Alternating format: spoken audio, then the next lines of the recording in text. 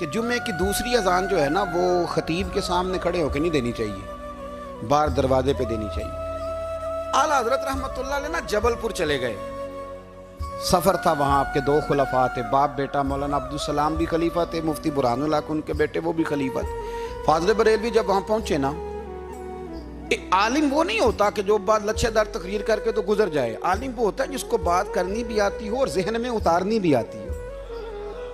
वो शख्स है जो पुख्ता इल्म रखता हो, उसे पता हो कि किस हिकमत के साथ लोगों को बात समझानी है। कल्लिमुन्नासा ला क़द्र उक़ूलिहिम, अगरचे मुदर्रिसीन की भी बड़ी बात है, लेकिन ठहर ठहर कर तरीके से प्यार से हमारे बुजुर्ग समझाते थे।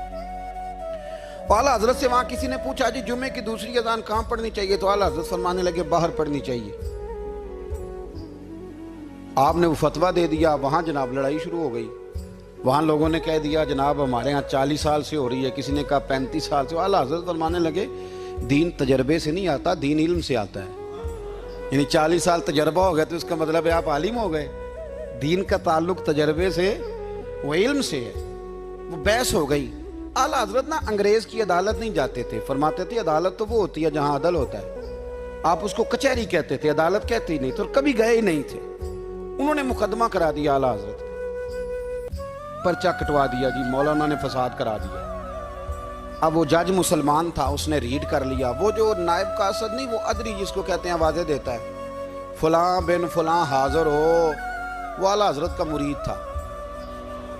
आपने उसे बुला के ना तो सारी बात समझा दी, वो समझ गया करना क्या है। जब बारी आई ना आला हजरत की, तो जज साहब ने केस पहले पढ़ लिया था कि ये मसला है। मौलाना कहते हैं अजान बाहर पढ़ो, तो कुछ लोग कहते हैं सामने पढ़नी चाहिए। उसने कहा भी बुलाओ मौलाना रजा अली खां वल्द नकी अली खां। वो कहने लगा खड़ा होकर ना जज के सामने, कानों में दोनों बिल्कुल जज के आवाज देनी थी ना बाहर जाके, तो जज साहब के सामने जज साहब की तरफ मुंह करके कहने लगा मौलाना रजा अली खां वल्द नकी अली खां हाजिर हो। और जज कहने लगा बेवकूफ बाहर जाके कह।